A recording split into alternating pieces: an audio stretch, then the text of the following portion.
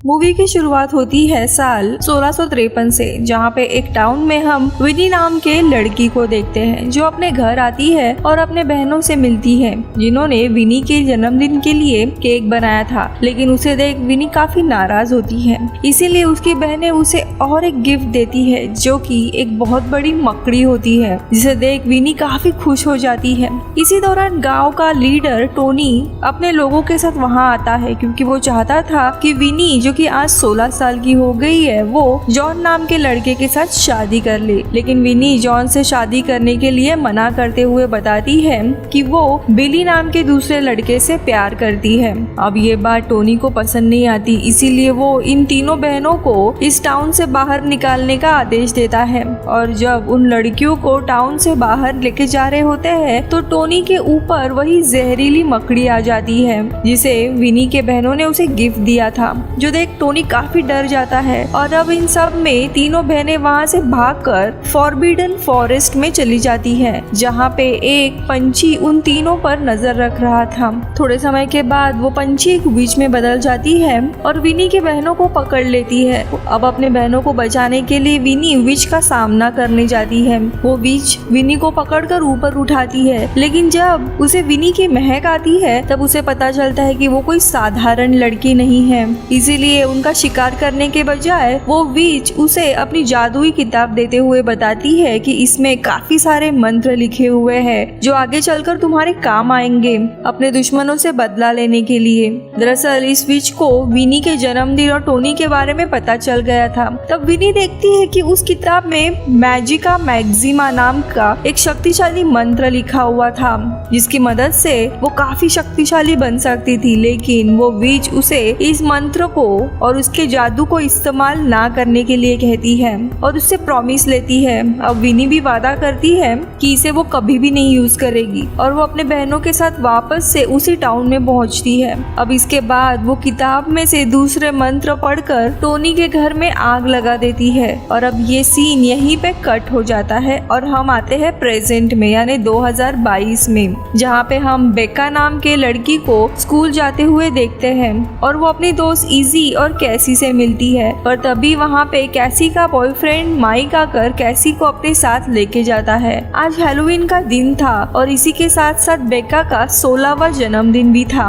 अब क्लास के दौरान माइक बेका और इजी को कैसी के यहाँ पे होने वाली हैलोवीन पार्टी के लिए इनवाइट करता है, लेकिन वो दोनों मना कर देती है क्योंकि इन्होंने हैलोवीन के लिए कुछ अलग प्लान बनाया था। जिस पर माइक उन्हें चिढ़ाते हुए कहता है तुम लोग पार्टी में नहीं आना चाहते क्योंकि तुम्हें कुछ न कुछ जादू करना है। अब आगे बेका और इजी कैसी के पिता ट्रेस जो कि शहर के मेयर थे उनसे मिलकर गिलबर्ट की दुकान में जाती है जो कि जादू का सामान बेचा करता था। इस दुकान में गिलबर्ट बच्चों को सैंडरसन बहनों की कहानी सुना रहा था। यहाँ पे सैंडरसन बहनें और कोई नहीं बल्कि विनी और उसकी दो बहनें मैरी और सेल्रा होती है। गिलबर्ट बताता है कि 16वीं सदी में सैंडरसन बहनें जो कि बहुत ही शक्तिशाली विचेस हुआ करती थी, उन्होंने अपनी जादुई किताब की मदद से एक बच्ची की आत्मा को अपने अंदर सोख लिया था, जिसके बाद वो बच्ची मारी गई। के बाद टाउन के लोगों ने इन बहनों को फांसी की सजा दी थी, लेकिन मरने से पहले उन बहनों ने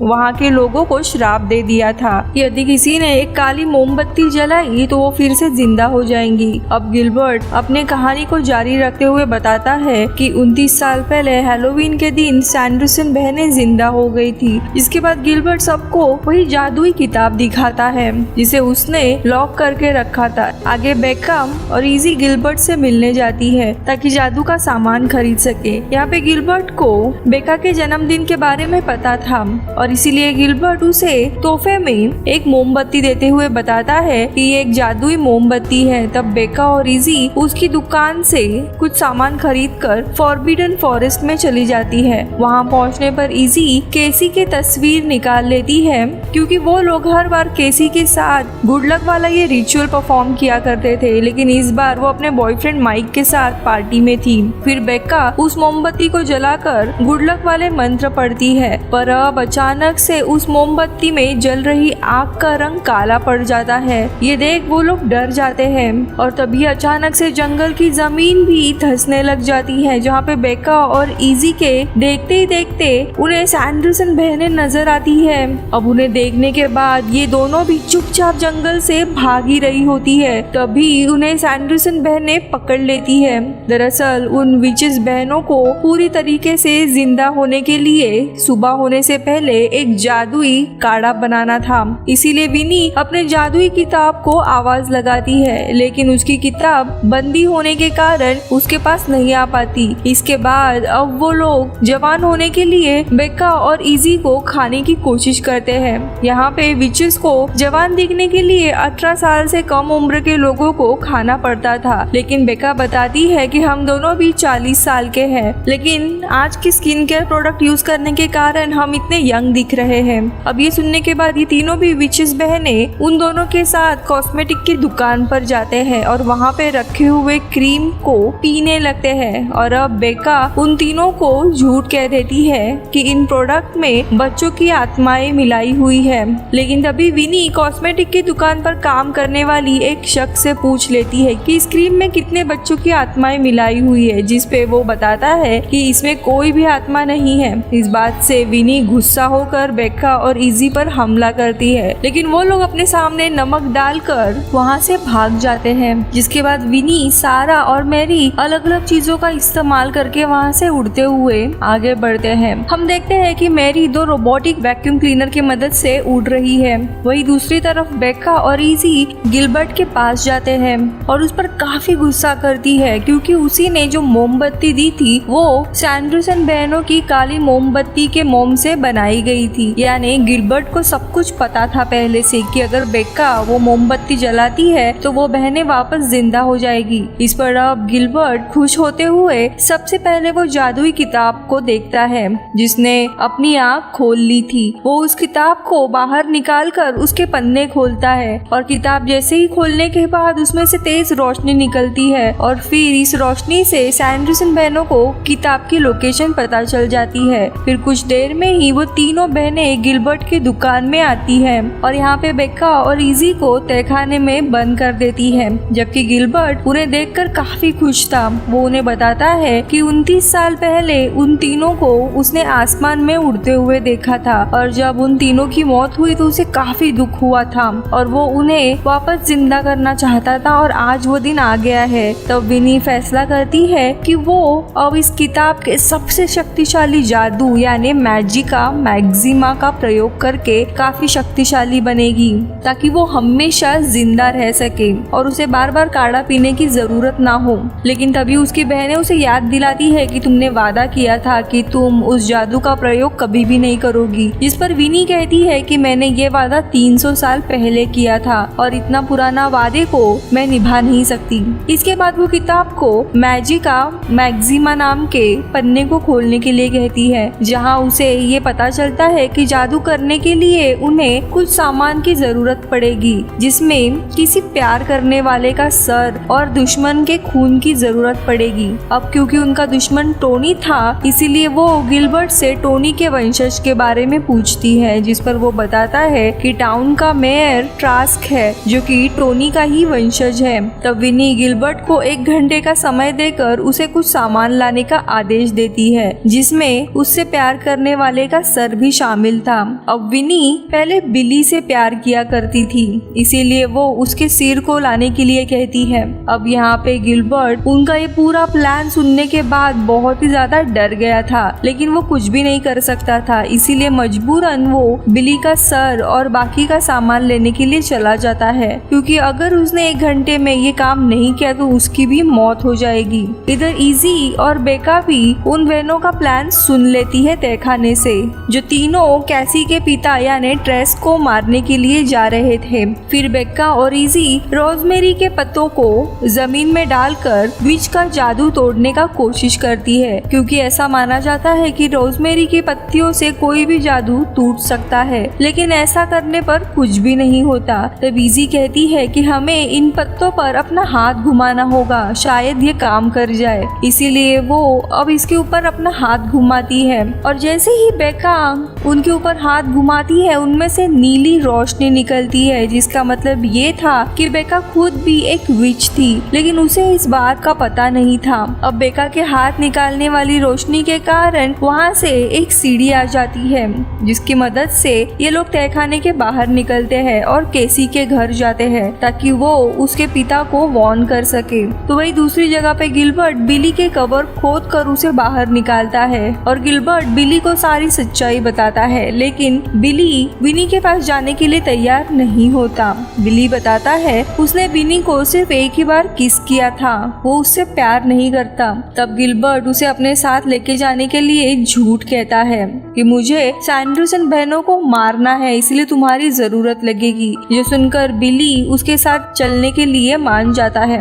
दूसरी तरफ बेका और इजी जैसे ही कैसी के घर पहुंचते हैं, वही उन्हें बाहर की तरफ माइक दिखाई देता है जिसके पीछे सैंडरसन बहनें पड़ी हुई थी, जो देखकर कैसी अपने दोस्तों को घर में लाकर दरवाजा बंद कर देती है। इस पर अब बेका उन विचेस को अपने बातों में उलझाकर इतना समय ले लेती है जितने समय में कैसी और इजी उन तीनों को नमक के घेरे में कैद कर सके। अब नमक के घेरे में कैद होने के बाद उनकी शक्तियां भी कमजोर पड़ने लगती है। अब यहाँ पे बेका को किसी तरह सुबह होने तक का इंतजार करना था, क्योंकि इन विचेस ने अभी तक जादुई काढ़ा नहीं पिया था, जिस कारण से वो तीनों सुबह होते होते वापस से मर जाएंगी। तभी वहाँ पे कैसी के पिता टास्क आते हैं। अब यहाँ पे बातों ही बातों में किसी टास्क को पापा कहकर बुलाती है, जिसे सुनकर विनी समझ जाती है कैसी का खून भी मैजिका मैक्सिमा वाले जादू में यूज कर सकती है।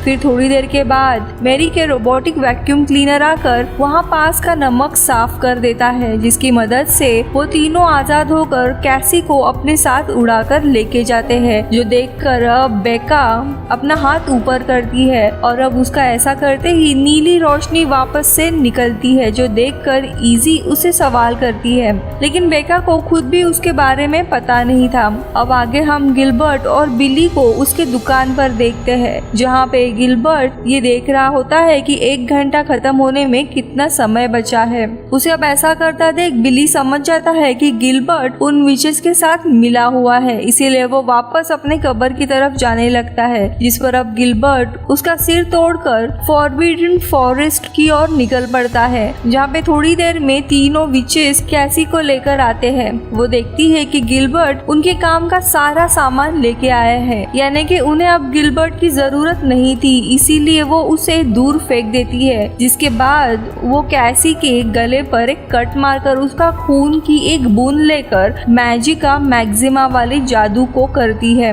लेकिन तभी समय रहते बेका आकर उनका ध्यान भटका देती है और इसी मौके का फायदा उठाकर इजी कैसी को आजाद कर वहाँ से भाग निकलती है। जबकि इस तरफ बेका पहली बार अपने जादू का प्रयोग करती है, लेकिन उस विचेस को कुछ भी नहीं होता। तब बेका जादुई किताब से कहती है कि तुम खुद ही सोच सकती हो, इसीलिए मैं चाहती हूँ कि तुम एक फैसला करो कि तुम्हें विनी के पास रहना है या मेरे पास। जिस पर अब जादुई किताब बेका के पास चली आती है, फिर जिसे लेकर बेका कैसी और इजी के पास पहुंच जाती है, जहां पे वे लोग मैजिका मैक्सिमा के बारे में पढ़ते हैं, जिसमें एक चेतावनी भी लिखी हुई थी कि इस मंत्र का प्रयोग करने वाला सबसे शक्तिशाली इंसान बन जाएगा, लेकिन इसके बदले में उसकी सबसे प्यारी चीज भी उसे छीन ली जाएगी। अब ये लोग उस किताब को पढ़ ही रहे होते हैं कि तभी वहाँ पे विनी, सारा और मैरी आकर उन्हें मारने की कोशिश करते हैं, जिस पर अब बेका अपने जादू से एक शील्ड तैयार करती है।